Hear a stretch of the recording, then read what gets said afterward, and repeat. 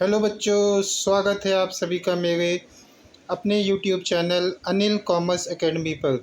बच्चों, आज मैं आप सभी को साझेदारी अवकाश गणित चैप्टर से क्वेश्चन नंबर 16A और 16B सॉल्व कराऊंगा। तो सबसे पहले हम लोग देखते हैं 16A क्वेश्चन। तो 16A क्वेश्चन कह रहा है, गणेश, महेश और दिनेश साझेदार हैं जो 3:1 के अनुपात में लाभ व हानियों का विभाजन करते हैं। 31 दिसंबर 2018 को उनका आर्थिक चिट्ठा अग्र प्रकार था।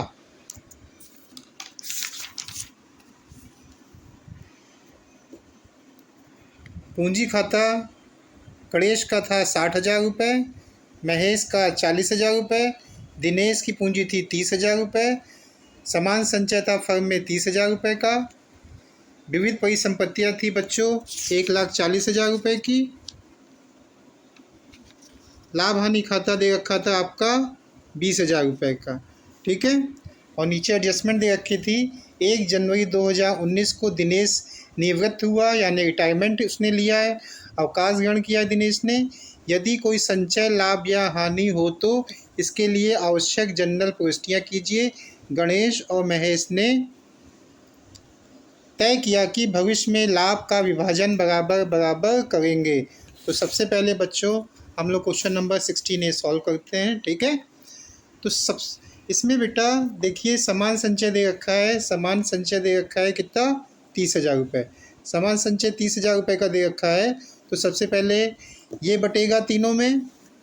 तो कैसे बटेगा देखते हैं हम लोग। समान संचय दिया है 30,000 रुपये, ठीक।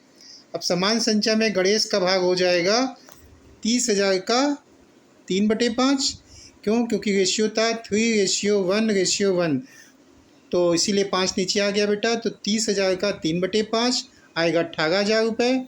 समान संचय में महेश का भाग होगा 30,000 का 1/5 यानी 6,000 रुपये। समान संचय में दिनेश का भाग होगा 30,000 का 1/5, इसका भी आएगा 6,000 रुपये, ठीक है बच्चों। अब देखिए, लाभ हानि खाता दे रखा है कहाँ? एसेट साइड में। जब भी एसेट साइड में लाभ हानि खाता दिया हो तो इसका मतलब बच्चों ये होता है कि ये अनडिस्ट्रीब्यूटेड लॉस है, जो कि अभी पार्टनर्स में आपस में बांटा नहीं गया है। तो इसका भी हम लोग को कैलकुलेशन करना है, इसको भी बांटना है। तो देखते हैं 20,000 को कैसे बांटा जाएगा तीनों में। तो लाभ हानि खाता बच्चों दे रखा है 20,000 रुपये, ठीक है। तो गणेश के हिस्से की हानि, ये हानि एक तरीके से। तो गणेश के हिस्से की हानि 20,000 का 3/5, क्योंकि रेशियो इनका 3:1:1 था बच्चों। तो 20,000 का 3/5 आएगा 12,000 रुपये। महेश के हिस्से की हानि आएगी 20,000 का 1/5, इसके हिस्से की हानि आएगी बच्चों 4,000 रुपये। दिनेश जिसने अवकाश ग्रहण किया है उसके हिस्से की हानि आएगी 20,000 का 1/5 यानी 4,000 रुपये। तो तीनों की हानि निकल आई। गणेश की 12,000 रुपये, महेश की 4,000 रुपये और दिनेश की भी 4,000 रुपये, ठीक है। अब इसके लिए बच्चों जनरल एंट्री होगी, 2 जनरल एंट्री होगी। एक होगी समान संचय की और एक होगी लाभ हानि खाता की। तो समान संचय की जो जनरल एंट्री होगी वो होगी जनरल रिजर्व अकाउंट डेबिट 30,000 रुपये से। ये जनरल रिजर्व 30,000 रुपये इन तीनों के अकाउंट में क्रेडिट होगा to Ganesh capital, to Mahesh capital, to Dinesh capital. कितना कितना? 18,000, 6,000, 6,000 अभी बच्चों हम लोग ने कैलकुलेट किया है, ठीक है। बीइंग जनरल रिजर्व डिस्ट्रीब्यूटेड, तो ये जनरल रिजर्व तीनों के अकाउंट में चला गया है, बढ़ गया है बच्चों, ठीक है। 18, 6,000, 6,000। और ये जो लाभ हानि खाता था यानी लॉस था, ये इनके अकाउंट से पैसा कम कर देगा, क्योंकि हानि इनके अकाउंट में जाएगी इनके अकाउंट में बच्चों, ठीक है। तो इसके लिए क्या एंट्री होगी? गणेश कैपिटल अकाउंट डेबिट 12,000 से, महेश कैपिटल अकाउंट डेबिट 4,000 से, दिनेश कैपिटल अकाउंट डेबिट 4,000 से, to profit and loss account. तो ये जो लॉस थी 20,000 रुपये की, इन तीनों के अकाउंट में क्या हो गई बच्चों? डेबिट हो गई है। जिसके लिए नरेशन क्या है? बीइंग अनडिस्ट्रीब्यूटेड लॉस, अविभाजित लाभ को क्या कर दिया गया है बच्चों? डिस्ट्रीब्यूटेड, अब बांट लिया गया है। तो बच्चों ये 2 जनरल एंट्री हुई है, एक जनरल रिजर्व की और एक लॉस की, ठीक है बच्चों। अब क्वेश्चन नंबर हम लोग देखते हैं 16B। तो 16 भी क्वेश्चन कह रहा है, 16 भी क्वेश्चन कह रहा है बच्चों, संजय, मनोज व शेखर एक फर्म में साझेदार हैं। वे अपना लाभ हानि 1-2-3 के अनुपात में बांटते हैं। 31 दिसंबर 2018 को उनका चिट्ठा निम्न प्रकार था। कैपिटल अकाउंट है संजय की 24,000, संजय की पूंजी है 24,000 रुपये, मनोज की पूंजी है 20,000 रुपये, शेखर की पूंजी है 16,000 रुपये, जनरल रिजर्व दे रखा है 18,000 रुपये का, लेनदार यानी क्रेडिटर्स दे रखे हैं 22,000 के, एसेट्स दे रखी है बिल्डिंग 60,000 की, फर्नीचर दे रखा है 16,000 का, देनदार यानी डेटर्स दे रखे हैं 20,000 के, और कैश दे रखी है बच्चों 4,000 का। ठीक है, एडजस्टमेंट क्या कह रही है, शेखर ने 1 जनवरी 2019 को अवकाश ग्रहण किया। फर्म की ख्याति 30,000 रुपये आंकी गई। शेखर को दी जाने वाली राशि उसके ऋण खाते में हस्तांतरित कीजिए। उक्त विवरण से साझेदारों के पूंजी खाते बनाइए। तो हम लोग को केवल बच्चों पार्टनर्स कैपिटल अकाउंट बनाना है। तो चलिए क्वेश्चन नंबर 16B को सॉल्व करते हैं। क्वेश्चन नंबर 16B में आप देखिए बच्चों, फर्म की ख्याति कितनी दे रखी है, फर्म की ख्याति दे रखी है 30,000 रुपये।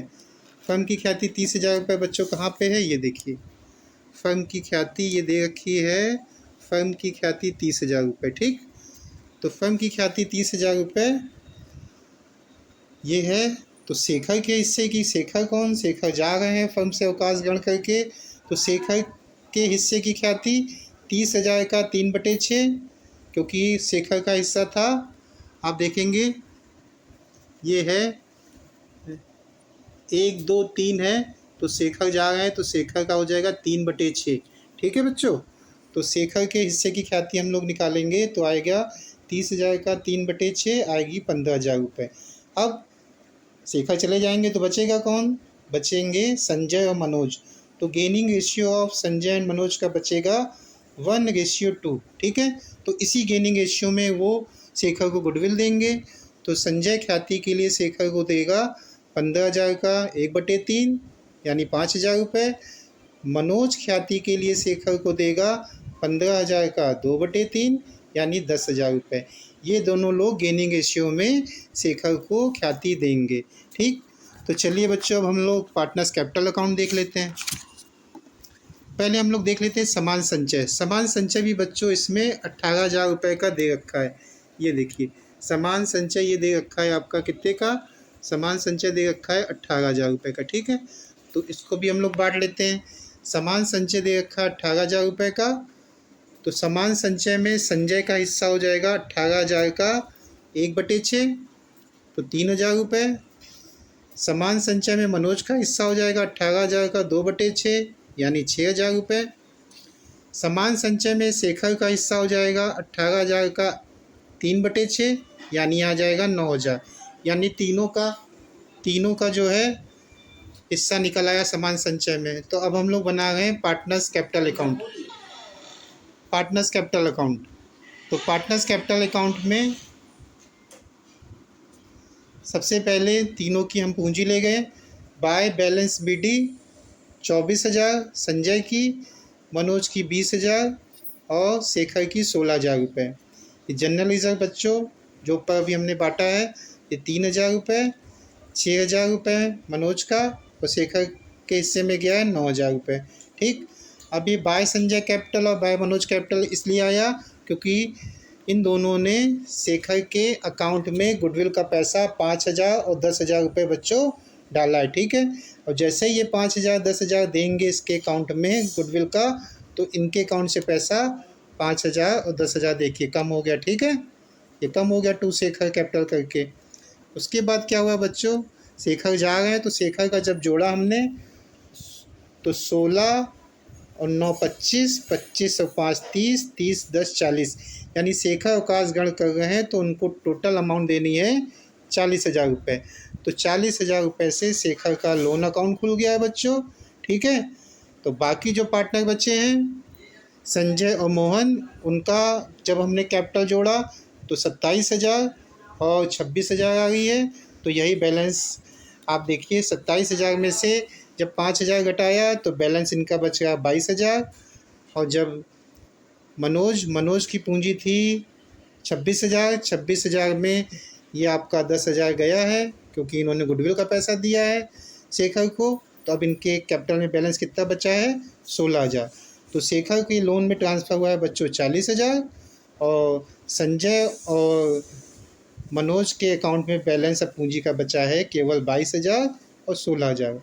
ठीक है बच्चों, तो उम्मीद करते हैं बच्चों ये दोनों सवाल आपको 16A और 16B अच्छे से समझ में आए होंगे।